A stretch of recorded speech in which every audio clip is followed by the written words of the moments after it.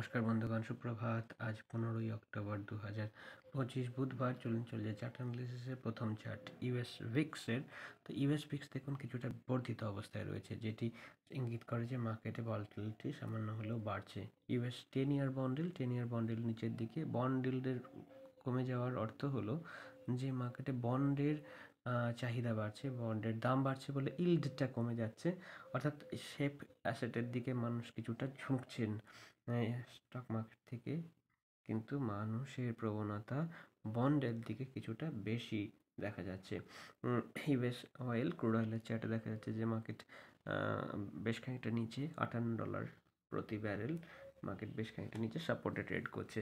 US 100 ন্যাসডাকের chart আপাতত high এর কাছাকাছি ট্রেড করছে। একটা গুরুত্বপূর্ণ জোন ক্রিয়েট হয়েছে 24,250 থেকে 24,750-র মধ্যেই, 500 পয়েন্টের রেঞ্জে মার্কেট যতক্ষণ না বেরোচ্ছে ততক্ষণ একটু সাইডওয়েজই থাকার কথা।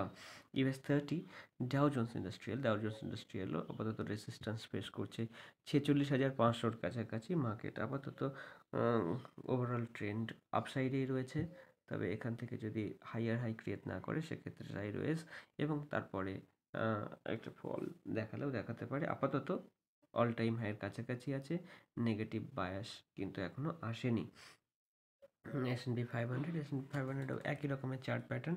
মার্কেট পয়েন্ট অফ কন্ট্রোলের কাছাকাছি ট্রেড করছে। 6,600 লেভেল যদি সাস্টেন করে যায়, অর্থাৎ এই লেভেলটাকে যদি রক্ষা করতে সক্ষম হয়, আবার আপনারা কিন্তু নতুন হাই দেখতে পাবেন।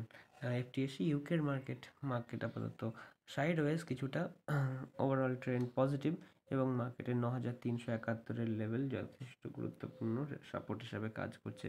গোল্ডের ফিউচার অত্যন্ত স্ট্রং, এখানে বলার কিছু নেই। 1,23,000 আপাতত সাপোর্ট এবং মার্কেট অত্যন্ত বুলিশ, এর বাইরে কিচ্ছু বলার নেই। সিলভারেও একই রকম চার্ট প্যাটার্ন। সিলভার অত্যন্ত strong. Spot market future market 1,60,000-এ ট্রেড করছে এবং যেটা ফিজিক্যাল ডেলিভারির জায়গা, সেখানে 2 লক্ষ টাকায় পৌঁছে গেছে সিলভারের প্রাইস।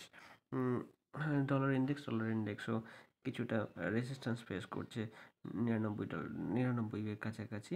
এক্ষেত্রে মার্কেটে কিন্তু স্ট্রেংথই দেখা যাচ্ছে। আপাতত সাইডওয়েজ 99 এর কাছাকাছি মার্কেটে গুরুত্বপূর্ণ একটি রেজিস্ট্যান্স রয়েছে।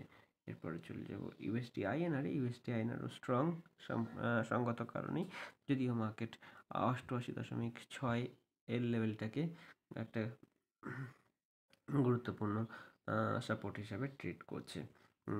ইথেরিয়ামের চার্টেও একটা ভলাটিলিটি বেড়ে গেছে, বড় বড় ক্যান্ডেল ক্রিয়েট হচ্ছে এবং মার্কেটে আপাতত সাপোর্ট হচ্ছে 3,900 এবং রেজিস্ট্যান্স 4,700-তে। বিটকয়েনেও একই রকমের কথা বলতে হয়। সাপোর্ট 1,05,000 এবং রেজিস্ট্যান্স 1,20,000। মার্কেট আপাতত এই রেঞ্জের মধ্যে ভলাটিলিটি দেখাচ্ছে। ইন্ডিয়ার উইক্স কিছুটা বর্ধিত অবস্থায় রয়েছে, বেড়ে রয়েছে। রেজিস্ট্যান্স আপাতত 12.15। ইন্ডিয়া 10 ইয়ার বন্ডেল তেমন কোনো গুরুত্বপূর্ণ মুভমেন্ট দেখায়নি, অর্থাৎ বন্ডের মার্কেট সেভাবে এখনো পর্যন্ত চমকপ্রদ কোনো বাইং দেখাচ্ছে না, যেটি মোটামুটি বন্ডেল বলছে যে আপাতত মার্কেট সাইডওয়েজ। নিফটি গতকাল একটি বেয়ারিশ ক্যান্ডেল ক্রিয়েট করেছিল। মার্কেট পয়েন্ট অফ কন্ট্রোল যেখানে রয়েছে আপাতত হাইয়ের পর থেকে, একটা সুইং হাইয়ের পর থেকে মার্কেট যেখানে ট্রেড করছে আপাতত পয়েন্ট অফ কন্ট্রোলই রয়েছে, অর্থাৎ মার্কেট মোটামুটি রেঞ্জ বাউন্ড 24,200-র উপরে মার্কেট কিন্তু আপনি ওখানে সাপোর্ট হিসেবে ট্রিট করতে পারেন। বর্তমান যে রেজিস্ট্যান্স সেটা হলো 25,600। নিফটির